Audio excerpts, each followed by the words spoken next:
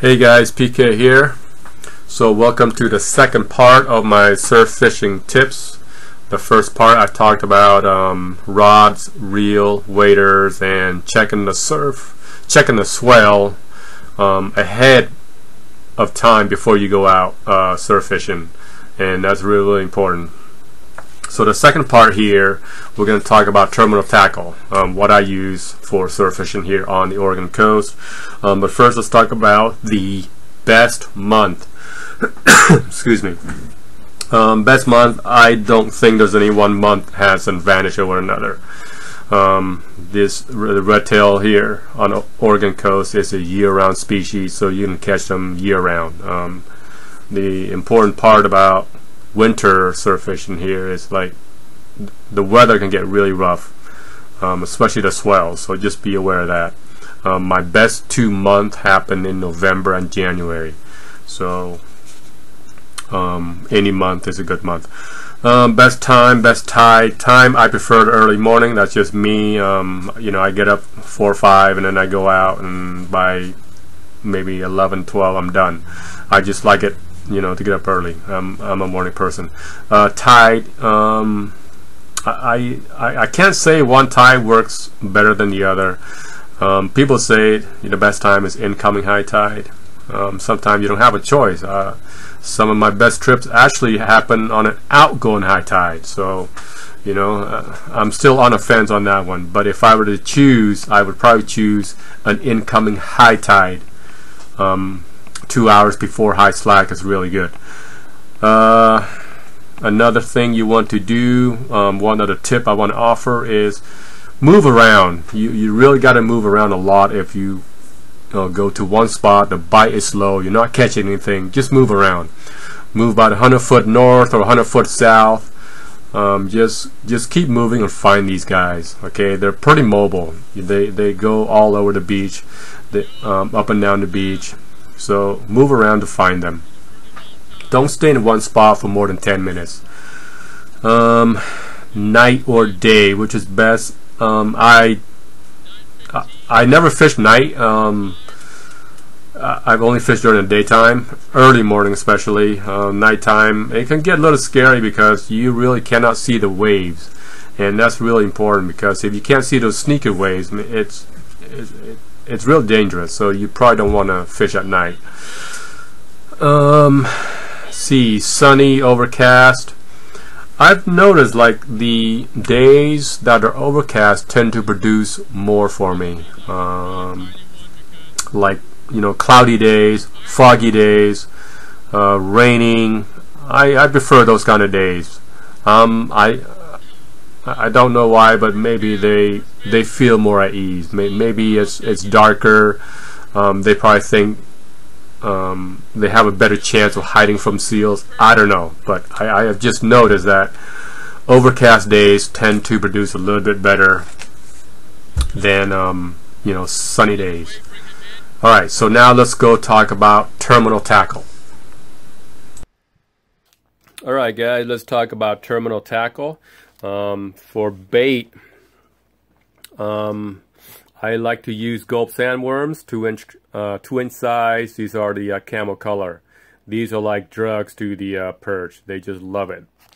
These work very, very well, and these are the only bait I use.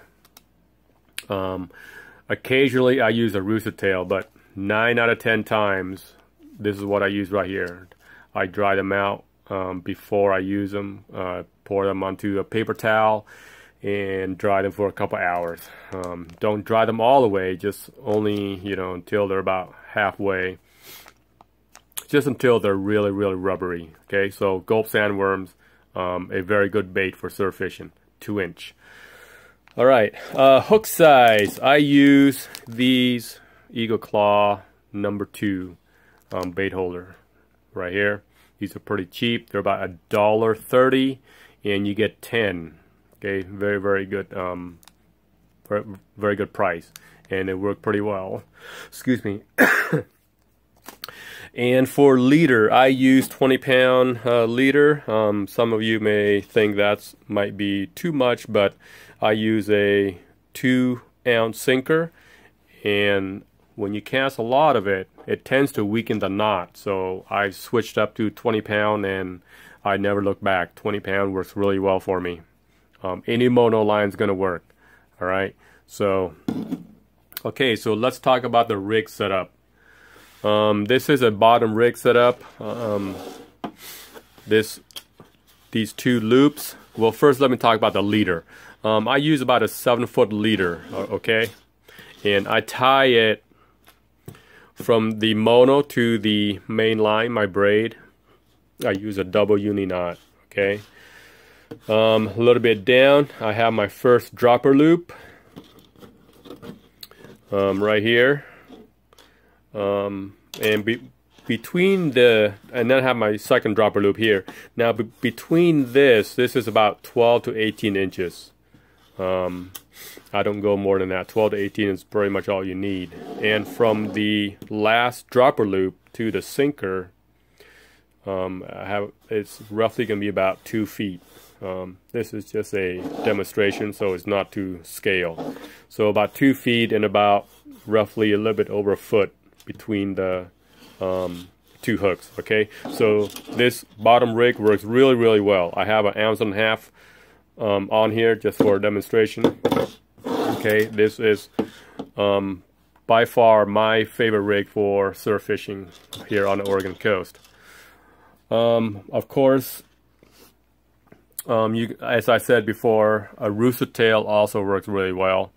I've used that to great success.